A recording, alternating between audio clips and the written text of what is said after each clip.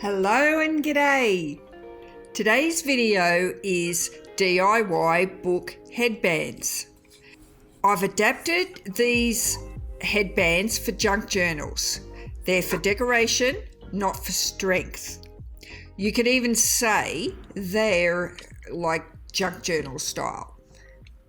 See here, I've got them sitting in the cover. Now this is not normally where they go. I've got this old Oxford dictionary here, and this shows the proper way that a headband is inserted into bookbinding. They actually make it in the signatures. It's attached to the signatures. So I'll show you these ones here are ones I've taken out of a gutted book. See how they've got this little bit of webbing on them, and they've got this really funny bookbinding paper, and they've still got the piping cord inside. These are really old, and I thought, nah, when I gutted the book, they're too good to throw out. So I kept them, and these are a very narrow one from a narrow spine. So I kept them as well. Now I took off the headband, and I'm going to keep this paper. It's really lovely paper. It's so old. And I just very gently peeled off the headband. It all but fell off, really. And I'll use those for embellishing, something else. And here's a bit of a close-up of it. I'll definitely be using them somewhere else. This piece here is a tea towel, 100% cotton. So I'm going to cut it across from corner to corner. This is called the bias. So I figured if I was going to do, say, a hollowback bookbinding method and put a headband in, I would use the same fabric. Now when I put these two pieces back together, when you pull them, they haven't got much stretch this way or this way. But when you stretch it this way, look at that. It stretches right out. That's called the bias. So that's why we're going to cut a piece on the bias. Now for bookbinding and making headbands, you probably don't need to do this.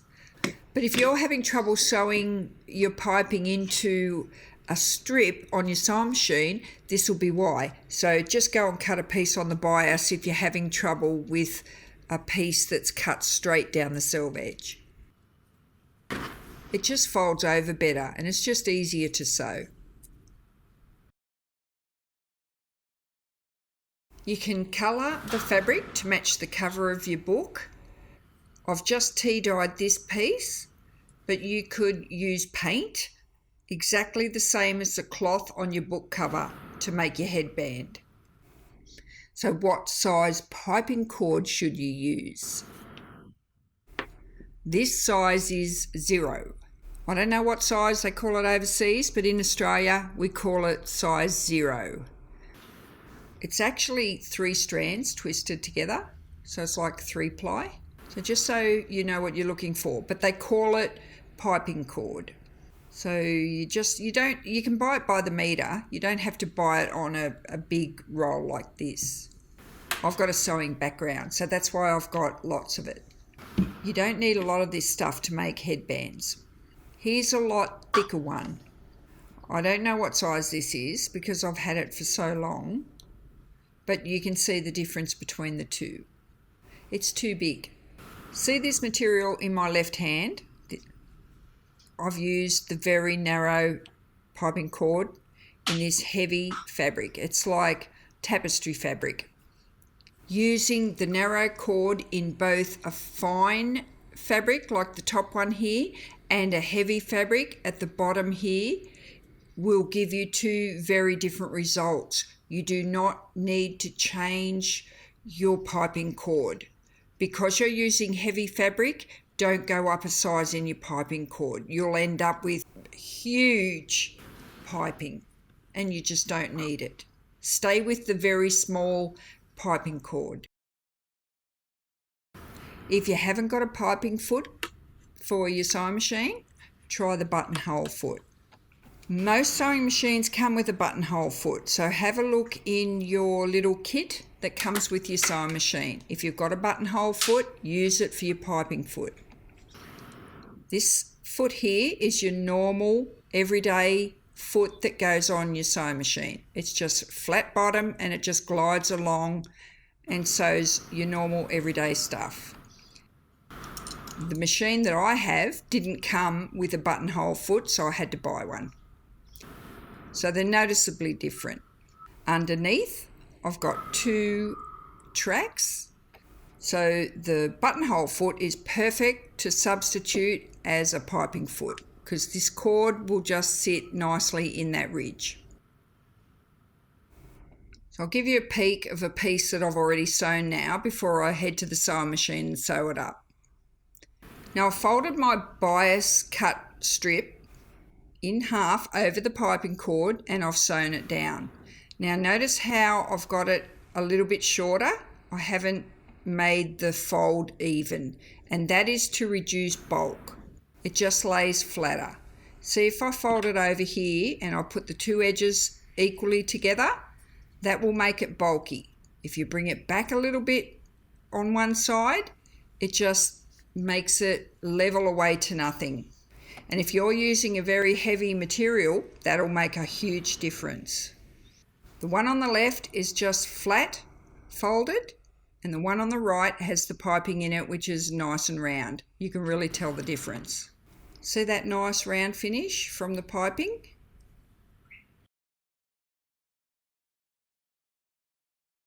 I'll show you how to sew in the piping cord now. I'm just using a domestic sewing machine for this. I'm going to lay my cord just to the left of the center because I'm not going to fold it equally in half. I'm going to push the cord right into the fold.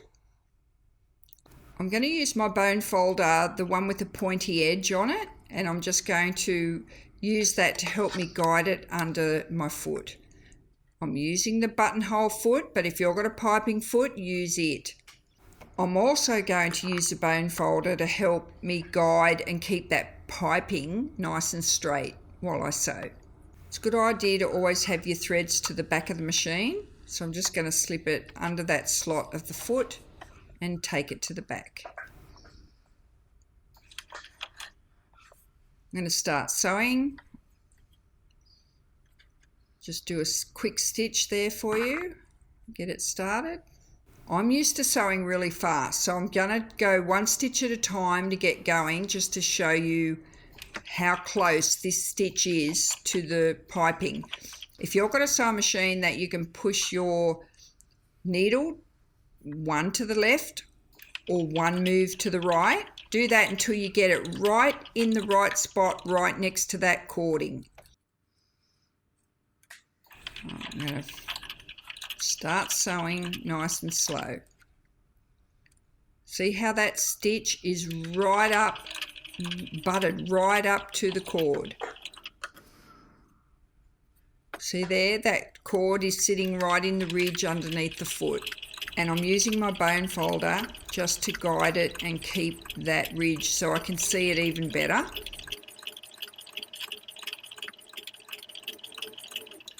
So you're just sewing from the start to the end.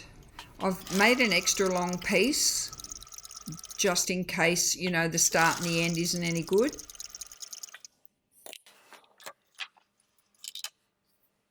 And that's turned out very well. And here's an extra little tip for you. I've got a mini sewing box that I leave sitting right beside my sewing machine.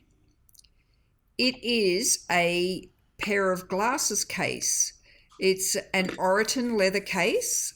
I haven't got any Oroton glasses. I went into the optometrist and they had a basket just full of all these different cases, and I picked up 3 for $2.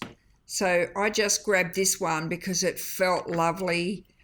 It's got a really nice flat bottom and it's perfect to sit beside my sewing machine. Because I took the foot off, my normal everyday sewing foot, I just sat it in there. I know where it is while I'm, changing feet. And I don't have to bring my big kit out, my full sewing kit out. I'll show you how to make a headband from either fabric or paper in the non-sew version. We'll use glue. I'll start off by using this paper, and you need something that's quite thin because you don't want to crease it. So I'm just going to try and persuade it to roll first because you don't want it to crease. So I'm going to roll it around a big item first, like a pen. And see, I'm going from corner to corner. I'll show you why I'm doing this in a minute. Now I've gone to a crochet type hook, something much smaller. So I don't crease it, I'm just going to roll it backwards and forwards. I'm just relaxing the fibres in the paper because I'm going to put the piping cord in there and it's smaller again. No creases, just corner to corner, rolling it. Just roll it between your fingers and persuade that paper to roll around, not crease. Backwards and forwards. Just get your piping cord ready. It's got to be a bit longer than the paper. I'm using art glitter glue. It sticks really well. I'm going to put that along the center fold or the center curl of the paper and some up either side. I'm going to put this little bit of piping cord right down from corner to corner and pull it a little bit firm. Pull it, so it's got to be straight. Now the bottom underneath is going to stay flat and the top bit is the part that's going to have that nice round piping cord on it. That's flat. And then you just get your bone folder and start pushing that down. You can use your finger at the back.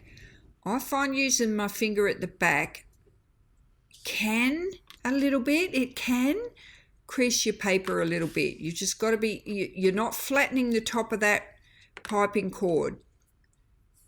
All I'm doing when I put my finger there is I'm using it to stop the paper from pushing towards my left hand.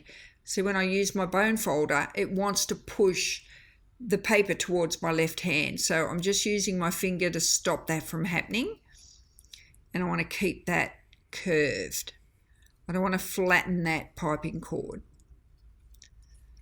I'll show you another method in a minute where I use my other bone folder. So if you've got two bone folders or even a ruler would work. So here I'll grab my second bone folder and I'll lay it flat there, and that is only giving me a straight edge either side. It's not touching that piping cord roll at the very top. Keeping it nice and smooth. Now this is why I cut it on an angle. See here, if you just use it straight across, you won't get all your pattern to show on the edge there. See how it's on an angle? You've got all different colours showing. If you just used it the other way, you'll just get one blue line all the way across. You'll only see one stripe. Pop some extra glue in there, same as we did on the first one. Lay your piping cord from corner to corner. Keep it nice and straight. I'm pushing it down into the glue. You don't have to do it this way. I'm just showing you that you can get fussy. I like using that second bone folder to stop that paper from taking off. Remember I said they're for decoration, not strength. Now here's one I made using like a cheesecloth or a muslin type fabric, and I did not do this one on the bias. I just done it straight using the selved edge, following the selved edge. So I've done it with glue, so it's a no-sew version. Just folded it over like I did with the paper and just put the glue in there and pushed it down with my bone folder. Don't worry about the glue getting on the fabric anywhere, because when you put it in your book cover or your signature, you won't see it. It'll be covered. Here's my pretend book. It's Cheats Junk Journal headband. It's a faux headband for decoration, not strength for your book spine. They're pretty easy to make. You can glue them or you can sew them. It's entirely up to yourself. If you haven't got any, use a little bit of string if you haven't got any cord, but just don't make them too heavy. Colour them up and make them match your book. I'm Donna.